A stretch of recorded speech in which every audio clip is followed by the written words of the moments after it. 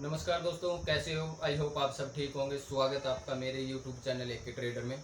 दोस्तों, सेबी की एक न्यूज़ वायरल हो रही है। अभी 2-3 दिन पहले एक न्यूज़ आई थी, उसमें सेबी ने ये कहा है कि अगर आप ऑप्शन ट्रेडिंग में अगर प्रॉफिट करते हो तो आपको 30% टैक्स सरकार को देना पड़ेगा।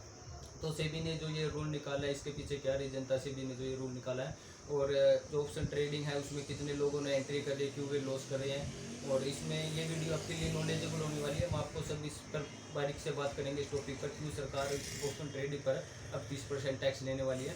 तो चलिए वीडियो शुरू करते हैं। दोस्तों, मार्केट काफ़ी टाइम पहले से है, आज भी चल रही है और आने वाले टाइम में चलेगी, क्योंकि ये हर एक देश के अपने अपने इकोनॉमिक्स से जुड़ी हुई है, इसको कभी बंद नहीं किया जा सकता। लेकिन सेबी की जो रिपोर्ट आई थी उसमें यह कहा गया था कि 2020 के बाद मार्केट के अंदर बहुत ज़्यादा लोगों ने एंट्री किया।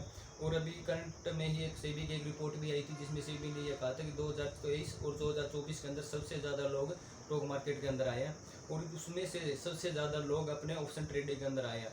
लेकिन सेबी का एक रिपोर्ट में ये भी कहा गया है कि 100 में से 90 लोग मार्केट में लॉस करते हैं। अगर 100 में से 90 लोग मार्केट में लॉस करते हैं तो प्रॉफिट 10 लोग ही कर पाते हैं। तो सेबी के लिए ये एक चिंता का विषय बन गया था कि जो लोग मार्केट के अंदर आ रहे हैं स्टार्टिंग में सीधे ही ऑप्शन ट्रेडिंग में आते हैं और उसमें से 90% लोग लॉस कर रहे हैं, तो ये इकोनॉमी के लिए ठीक नहीं है।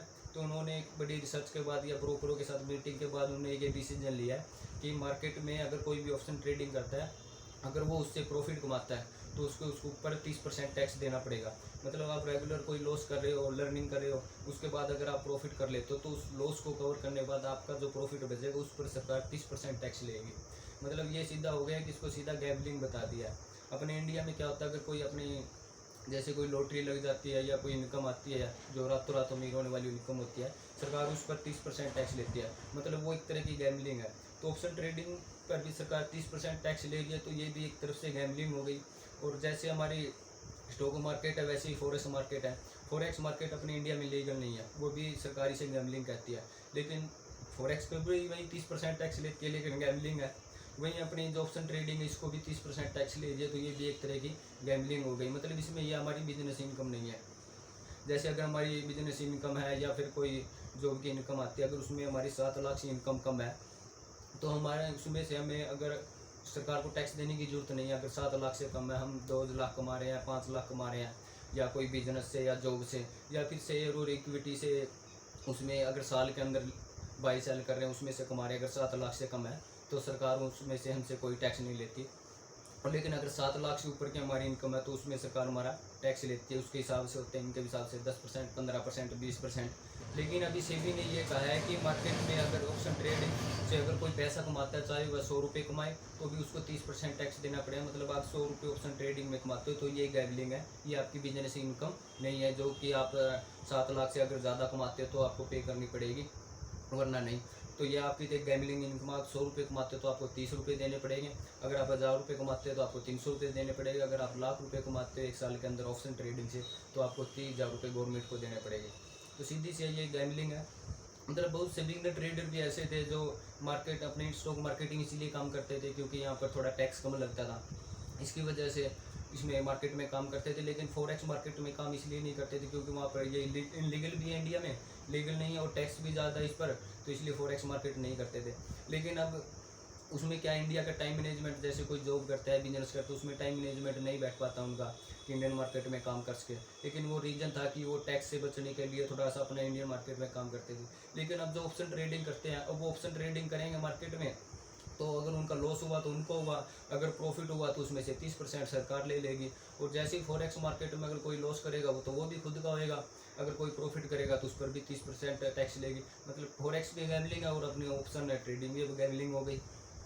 लेकिन दोनों में डिफरेंस ये है कि एक जैसे ऑप्शन ट्रेडिंग अगर कोई सीखना चाहता है तो स्टार्टिंग में उसमें लॉस भी करना पड़ता है, अपनी साइकोलॉजी बिल्ड करनी पड़ती है, उसके पास उसे उसके बाद वह कुछ प्रॉफिट बना पाता है तो उसमें से सरकार अब अपना 30% ले लेगी। पहली बात तो बिगिनर ट्रेडर को ये उम्मीद ही नहीं होती कि कुछ बना पाएगा। अगर कुछ लर्निंग करके कुछ सीख के कुछ बनाने की कोशिश करता है तो अब वो ऑप्शन ट्रेडिंग में वैसे ही नहीं आएगा, क्योंकि उसे पता चलेगा कि अगर हम लाख रुपये कमाएंगे तो उसमें से 30,000 रुपये तो सरकार ले लेगी, तो उसका क्या फ़ायदा। लेकिन एक ऑप्शन जो ट्रेडर होता है उसको मार्केट को मोमेंटम पकड़ना पड़ता है, मतलब उसको अच्छी खासी नॉलेज होनी चाहिए, तभी वो ऑप्शन ट्रेडिंग से पैसा कमा सकता है। मतलब ये गैम्बलिंग से पैसा कमा सकता है, जैसे सेबी ने बता दिया ये तो एक गैम्बलिंग है, आपको 30% टैक्स देना पड़ेगा। लेकिन फॉरेक्स में ऐसा नहीं है। फॉरेक्स में अगर कोई आप ट्रेड लेते हो तो उसमें आपको टाइम पीरियड, जैसे ऑप्शन में डेल्टा थीटा जैसे आपका प्रीमियम कहा जाता है ना, वैसे फॉरेक्स में नहीं टैक्स, तो आपको इसमें भी 30% देना है टैक्स, इसमें भी 30% देना। पर यही कहूँगा कि मैं अगर आप ऑप्शन ट्रेडिंग करते थे, अगर आप प्रॉफिटेबल हो तो ठीक है अपना करते रहो, अगर प्रॉफिटेबल नहीं हो लर्निंग कर रहे हो तो उसमें फॉरेक्स में आ जाओ, क्योंकि आपका डेल्टा टीटा गामा वो तो सब लगने वाला है नहीं।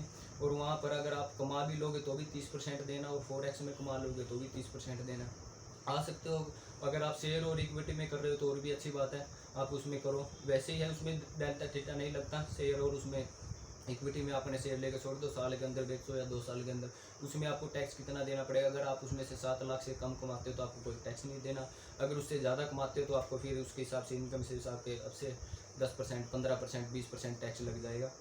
बाकी जो ये रूल निकाला है सेबी ने, ये इसलिए निकाला है ताकि जो ऑप्शन ट्रेडिंग उसको कंट्रोल किया जा सके, ताकि लोगों को ये लगे कि अगर मैं प्रॉफिट बनाऊंगा तो उसका 30% मुझे सरकार को देना पड़ेगा। लेकिन ये तरीका थोड़ा सा गलत है। ये तरीका गलत इसलिए है क्योंकि सरकार को लगता है कि अब लोगों को ये लगेगा कि अगर हम प्रॉफिट करेंगे तो उसमें से सरकार को 30% देना पड़ेगा। 30 तो देना ही है, सरकार बोल रही है, बाकी और एसटीटी ब्रोकरेज चार्ज और लगा के 35 से 40% लग जाता है। मतलब आप जितना कमा रहे हो उसमें से आधा तो आपको सरकार को देना ही पड़ेगा। तो दोस्तों सेबी को लग रहा था कि अगर ये रूल निकाल दिया कि लोग 30% प्रॉफिट के बाद टैक्स देंगे तो इसमें ऑप्शन ट्रेडिंग में कोई सीधा डायरेक्ट नहीं आएगा, पहले शेयर इक्विटी में करेगा, लर्निंग करेगा, उसके बाद ऑप्शन में आए तो प्रॉफिट कमाएगा, लेकिन लॉस का कंट्रोल हो पाएगा।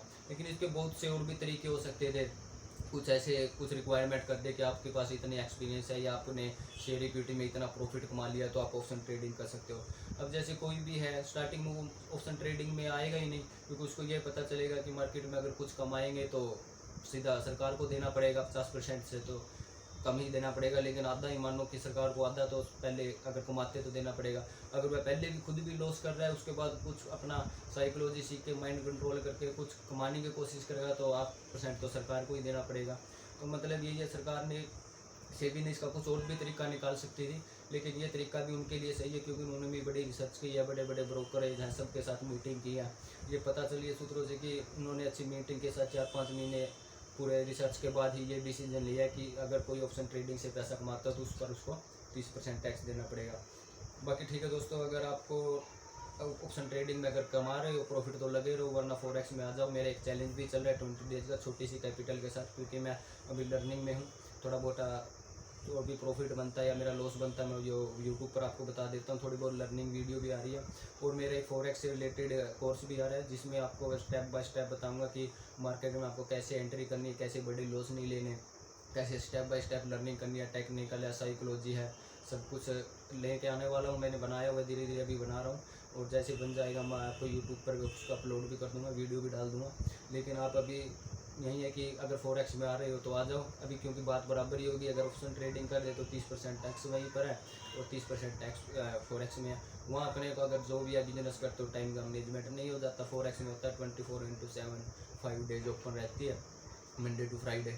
तो ठीक है दोस्तों, अगर ये वीडियो अच्छी लगी हो तो लाइक कर देना और कमेंट करके बताना कि जो सेबी ने ये रूल निकाला है कि ऑप्शन ट्रेडिंग पर तो 30% टैक्स लेगा, ये हमारे लिए गैम्बलिंग हो गई। लोगों को भरोसा पहले इस पर जैसे ही नहीं होता था, क्योंकि लोग इसे पहले ट्रेडिंग को वैसे ही पहले गैम्बलिंग बोलते थे, और अब टैक्स 30% देना पड़ गया तो अब तो ये हमारी नज़रों में एक किस्म की गैम्बलिंग हो गई।